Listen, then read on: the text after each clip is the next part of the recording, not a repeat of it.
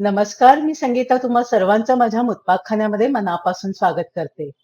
आज आपण अगदी आपल्या इंडियन किचनमध्ये सहज उपलब्ध होणाऱ्या साहित्यामधून थाई रेड करी पेस्ट आणि त्यापासून थाई करी कशी बनवायची ते बघणार आहोत. तर आधी थाई करी पेस्ट कशी बनवायची हे बघूया. सगळ्या टिप्स आणि ट्रिक्ससाठी ही रेसिपी शेवटपर्यंत बघत राहा. आलं, लसूण, कांदा, कोथिंबीर काड्या, लिंबू हे साहित्य आपल्या घरात तर नेहमीच असतं. थाई करीसाठी इथे मी एक कांदा असा जाड चिरून घेतला आहे. याशिवाय मुठभर कोथिंबीर काड्या घेतल्या आहेत. या काड्यांचा थाई करीमध्ये खूप छान स्वाद येतो. याशिवाय 7-8 पाकळ्या लसूण आणि 1 इंच आलं घेतलंय. एक वेगळं साहित्य आहे ते म्हणजे 2-3 लिंबाची पानं. ही पानं मिळाली तर उत्तम, नाही मिळाली तरी लिंबाच्या सालीचाही आपण उपयोग करणार आहोत. असा छान फ्रेश हिरवा लिंबू घ्यायचा आणि याची फक्त वरची हिरवी पातळ साल काढून घ्यायची आपल्याला. अगदी साधेच अख्खे गरम मसाले आपल्याला लागणार आहेत. मी या मसाल्यांची पूड करून घेतली आहे, म्हणजे पेस्ट बनवताना ते चांगले बारीक होतात. तर इथे मी घेतली आहे 1 टीस्पून काळी मिरी पावडर, 1 टीस्पून भाजलेल्या जिऱ्याची पावडर आणि 1 टीस्पून धणे पावडर. थाई करी पेस्टला परफेक्ट स्वाद येण्यासाठी या करीमध्ये लेमन ग्रास म्हणजे गवती चहाच्या दांड्यांचा वापर केला जातो. या गवती चहाची आपल्याला पानं वापरायची नाहीयेत. फक्त हे जे गोल गोल दांडे आहेत तेवढेच आपण काढून या पेस्ट मध्ये घालणार आहोत. मी हे गवती चहाचे गोल दांडे काढून घेतले. याशिवाय मी 4-5 काश्मीरी मिरच्या आणि 2 तिखट मिरच्या बिया काढून अर्धा तासासाठी गरम पाण्यात भिजवून घेतल्या आहेत. या मिरच्या सुद्धा आपल्याला या पेस्ट मध्ये घालायच्या आहेत.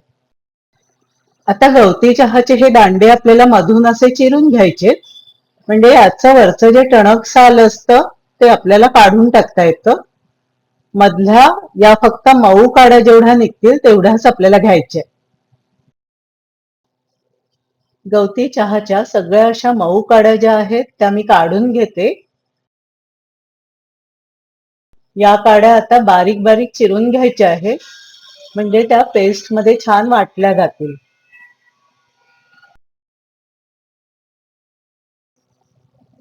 अशा छान बारीक या काड्या चिरून मिक्सरच्या भांड्यामध्ये वाटून घेण्यासाठी घालून घ्यायच्या. आता मगाशी मी जसं सांगितलं तशी ही लिंबाची फक्त वरची मऊ सालं सुद्धा सुरीच्या मदतीने मी काढून घेते.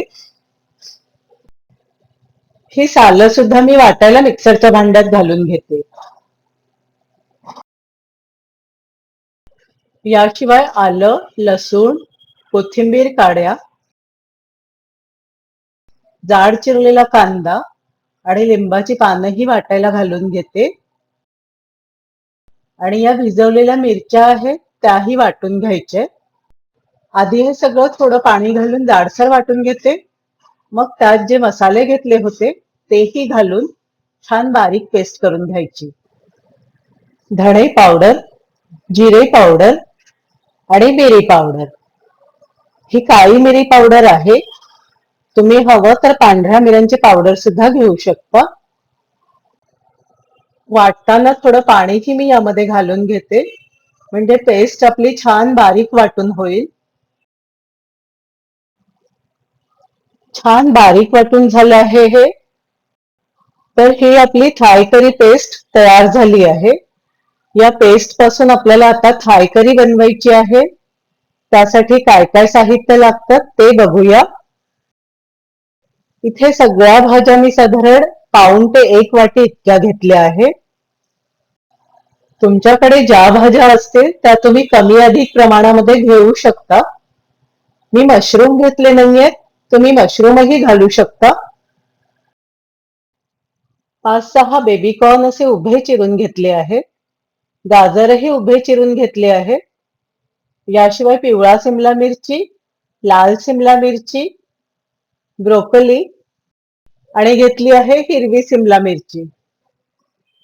याशिवाय आपण वाटून घेतलेली ही सुगंधी थाय करी पेस्ट आणि 400 ml फ्रेश नारळाचं दूध मी घरीच नारळ फोडून बनवून घेतलं आहे. हे सगळं दूध आपण करीमध्ये घालणार आहोत.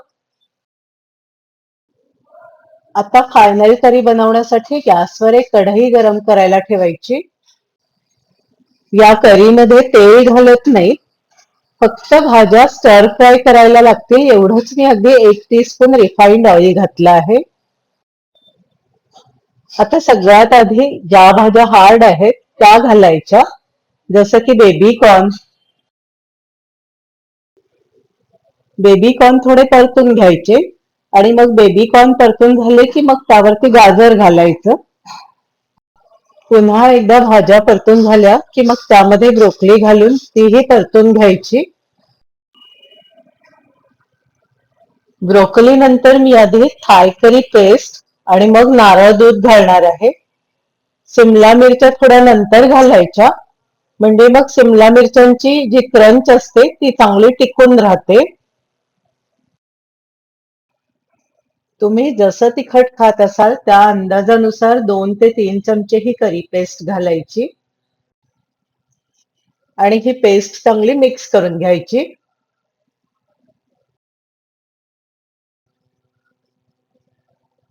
त्यानंतर थोडं थोडं करत सगळं नारळाचं दूध आपल्याला या करीमध्ये घालायचंय. पुन्हा एकदा चांगलं मिक्स करून घ्यायचं. मी आधी 2 चमचे पेस्ट घातली होती, 1 चमचा अजून घालते. हे सगळं मिक्स करून घेते आणि उरलेलं जे दूध आहे ते नारळाचं सगळं दूध यामध्ये मी आता घालून घेते. नारळाचं सर्व दूध घालून मिक्स करून घ्यायचं. आता यानंतर हिरवी, लाल आणि पिवळी अशा सगळ्या शिमला मिरच्या घालायच्या आणि या मिरच्याही सगळ्या करीमध्ये मिक्स करून घ्यायच्या.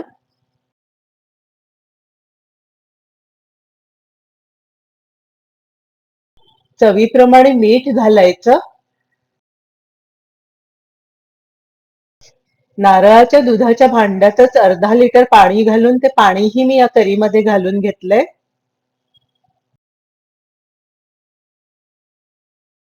छान मिक्स करून घ्यायचं. आता यामध्ये 1 चमचा साखर घालणार आहे. साखर ऑप्शनल आहे, पण साखर घातल्याने याला चव छान येते. आता झाकण ठेवून याला एक चांगली उकळी येऊ द्यायची.